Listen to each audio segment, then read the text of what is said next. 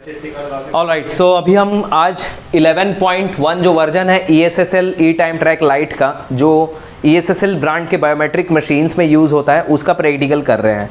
हमारे पास ये first case study है। इसमें हम आज सबसे पहला एक ये प्रैक्टिकल केस लेंगे। कंपनी का नाम है VB school and junior college. सबसे पहले आप case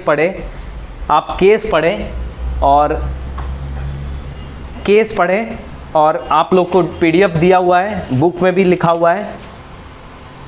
VB school and junior college, इसमें 7th to 10th स्टैंडर्ड के डिविजन्स आपको क्रिएट करने हैं। Each class have 1 division boy and girl. A section में बॉय है, B सेक्शन में गर्ल है। 7:30 to 12:30 इसका टाइमिंग है, जो कि शिफ्ट टाइमिंग होगा। सबसे पहले आपको कंपनी क्रिएट करनी है, उसके बाद स्टूडेंट्स उसमें ऐड करने हैं। आप डिपार्टमेंट बनाएंगे, क्योंकि डिवीज़न इसमें बोला हुआ है। A डिवीज़न और B डिवीज़न के अकॉर्डिंगली 8 डिपार्टमेंट बनेगा। 7 थे, 7th B, 8 थे, 8th B, 9 थे, 9th B और 10th थे, 10th B। हर डिपार्टमेंट में मेल फीमेल वाइज ग्रुपिंग होगी, जैसे A सेक्शन में बॉय, B में गर्ल, A में बॉय, B में गर्ल, इस तरीके से। और शिफ्ट का टाइमिंग है 7:30 to 12:30। सबसे पहले आप कंपनी बनाएं, उसके बाद एम्प्लॉई ऐड करें यानी स्टूडेंट ऐड करें, फिर शिफ्ट क्रिएट करें, शिफ्ट असाइन करें। उसी समय आपने डिपार्टमेंट अलॉट कर देना है स्टूडेंट्स को। उसके बाद देखिए यहाँ पर in punch is equal to present, मतलब चेकआउट पंच की ज़रूरत नहीं है, only check in punch is sufficient to mark a present. उसके बाद देखिए mark absent if late by 60 minute. अगर 1 घंटे तक कोई लेट आ रहा है तो उसका अपसेंट लगेगा, that means 59 minute is a grace time. और अब एक पब्लिक हॉलीडे हमें क्रिएट करना है। इस तरीके से ये केस कंप्लीट होगा। और एक लास्ट में लीव एंट्री पास करनी है 5th और 10th A के स्टूडेंट्स के लिए 5 डे का। तो इस तरीके से ये केस स्टडी हम लोग कंप्लीट करेंगे। किस तरीके से ये केस क्रैक करेंगे समझते हैं। सबसे पहले आप जाए मास्टर में जाए। मास्टर में जाने के बाद आप कंपनी के ऑप्शन पे सिलेक्शन करें। कंपनी के ऑप्शन पे सिलेक्ट करके ऐड के बटन पे क्लिक करें और यहाँ पर हम नाम देते हैं, किसका नाम, कंपनी का नाम। कंपनी का नाम है VB school, VB school high school, VB high school. और अब इसी नाम को आप कॉपी पेस्ट कर सकते हैं, Ctrl A and Ctrl V। ये इस तरीके से कॉपी पेस्ट हो जाएगा। ईमेल में कोई भी एक बेसिक, जैसे कंपल्शन बोला हुआ है इसलिए कोई भी एक ईमेल आईडी आप डाल दें यहाँ पर।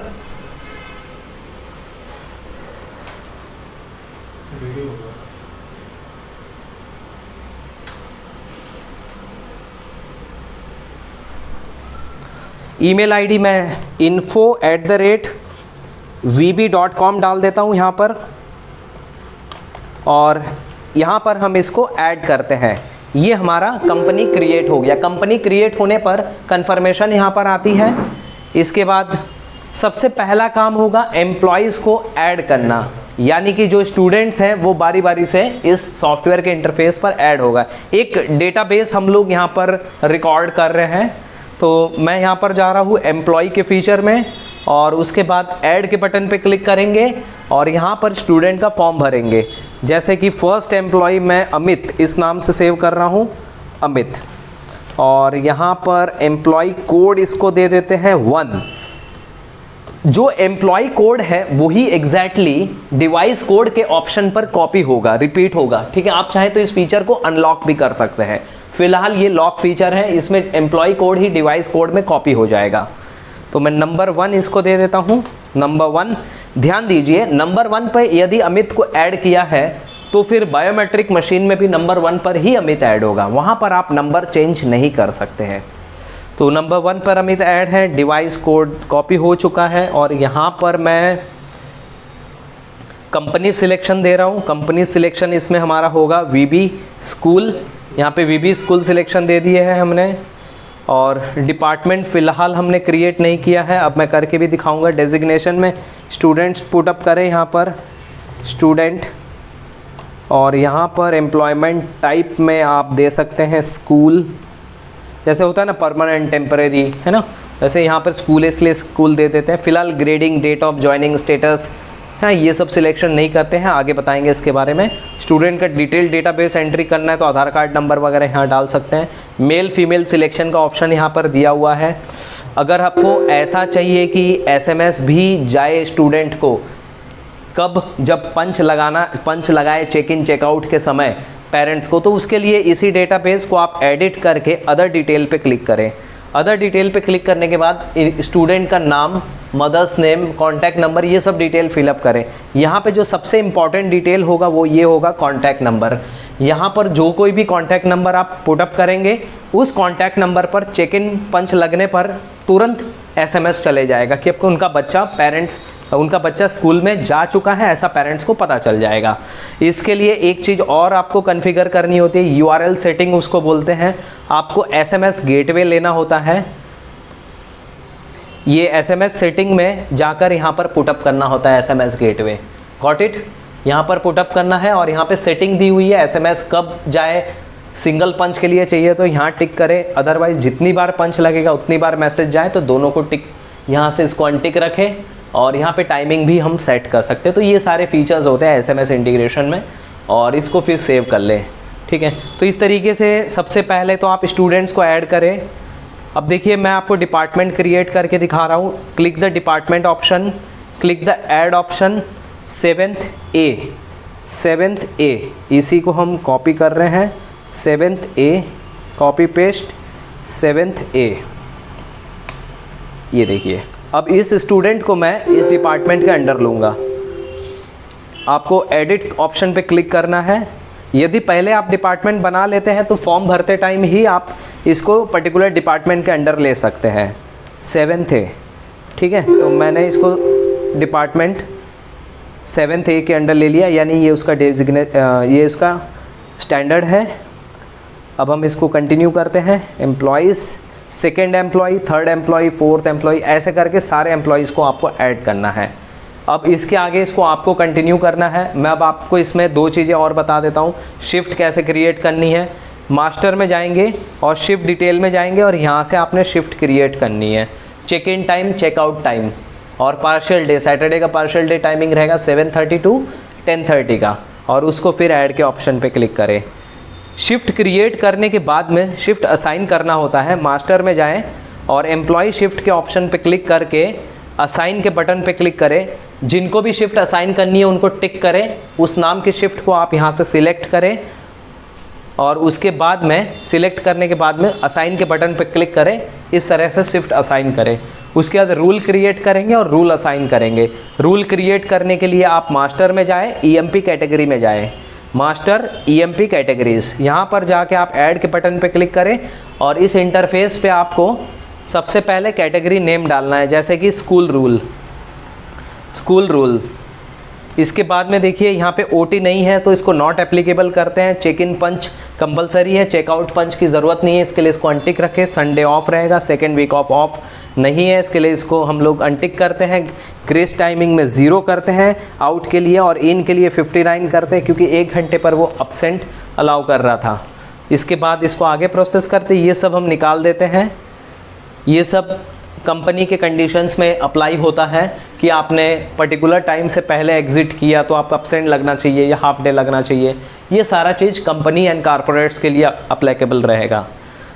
उसके बाद mark absent if late by 1 day. हमारे केस में क्या था कि अगर एक भी दिन कोई लेट आ रहा है तो उसके लिए अब्सेंट लगे, तो यहाँ से 1 डे इज़ इक्वल टू हम अब्सेंट लगाते हैं। 59 का ग्रेस, उसके बाद कोई आ रहा है तो अब्सेंट लग जाएगा। अब ये रूल क्रिएट करना है इस तरीके से और आपको ये रूल अप्लाई करना है। मास्टर में जाएं और एम्प्लॉय पे क्लिक करें और जो भी एम्प्लॉयज़ हैं उनको सिलेक्ट करके राइट क्लिक करके अपडेट कैटेगरी करें और इस तरीके से आप रूल को अप्लाई कर सकते हैं। और सबसे लास्ट एंट्री रहेगा हमारा कौन सा, लीव एंट्री, यानी कि स्टूडेंट्स को कैसे लीव पास करनी है। लीव एंट्री लगाने के लिए आपने जाना है मास्टर में जाके लीव पे क्लिक करें, लीव एंट्रीज पे, और जिसको भी लीव देनी है वो स्टूडेंट्स को यहाँ से सिलेक्ट करें, असाइन के बटन पे क्लिक करें और स्टूडेंट को यहाँ से सिलेक्ट करें। जितने भी दिन की लीव देनी है यहाँ से सिलेक्ट करें। अप्रूव्ड बाय प्रिंसिपल, रिमार्क में कुछ भी डाल सकते हैं, जैसे सीक लीव है, लाइक पर्सनल लीव ऐसा, और असाइन करें। इस तरीके से लीव असाइन होती है। तो ये मैंने आपको एक बेसिक फॉर्मेट बताया कि एचआर पॉलिसी जो होती है कैसे कॉन्फ़िगर करती है, सॉफ्टवेयर पर कैसे कस्टमाइजेशन होता है। तो आई होप आपको ये समझ आ गया होगा। इसके आगे आप रिपोर्टिंग के बारे में जानेंगे, पीडीएफ रिपोर्ट कैसे बनाते हैं, एक्सेल रिपोर्ट कैसे जनरेट करते हैं, मशीन को कैसे कंप्यूटर के साथ में अटैच करते हैं, नेटवर्क में कैसे लेते हैं आईपी एड्रेस के थ्रू।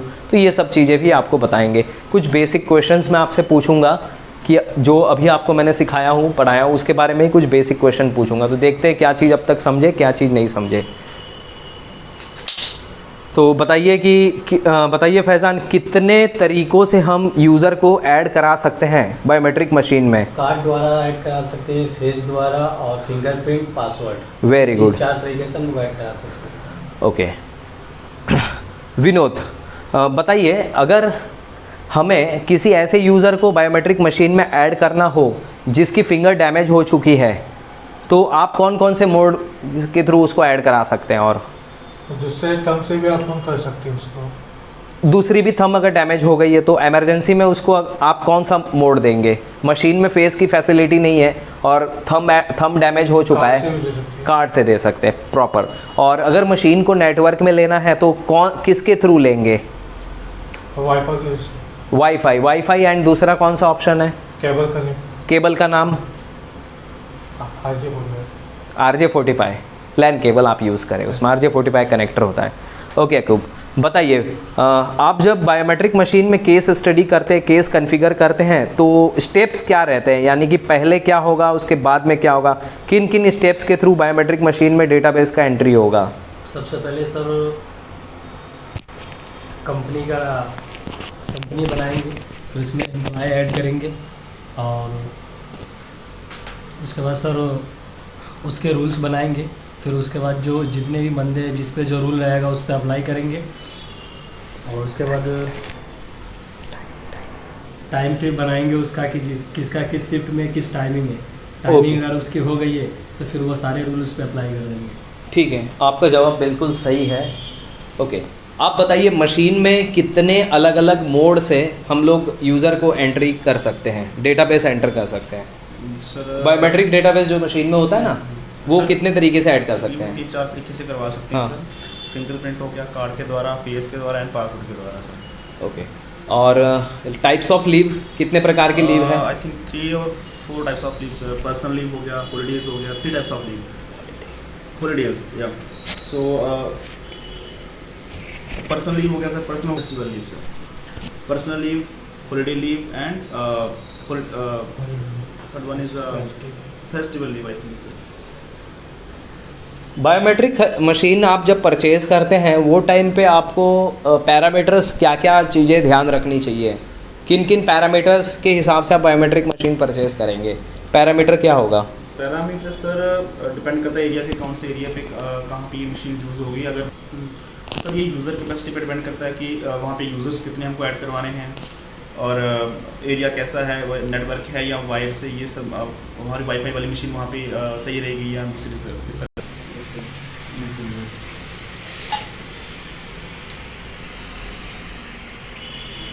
करूँ मैं?